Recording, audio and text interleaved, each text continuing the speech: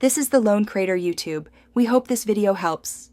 You begin by sketching a clear E outline. Choose uppercase or lowercase based on style, and keep proportions consistent. Once done, place a single vanishing point on the horizon to control perspective, because that determines how the 3D faces will recede. Next, measure depth roughly 0.5 to 1 times the main stroke width so the extrusion reads believable. Use light strokes here to allow adjustments. This early setup saves rework.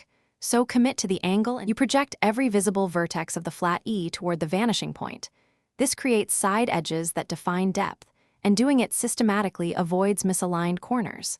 Then connect those projected endpoints to form the top, bottom, and inner 3D faces so each plane reads correctly in space. Make sure to vary line weight, heavier on the front-facing strokes and lighter on recessed edges, because contrast helps the eye interpret volume.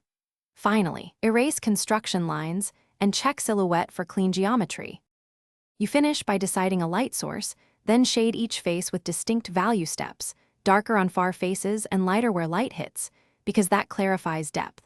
Once done, add a cast shadow on the ground plane and a subtle highlight along the nearest edge to enhance separation. If something looks wrong, reproject the problematic vertices to the vanishing point and slightly adjust depth. This fixes skewed edges.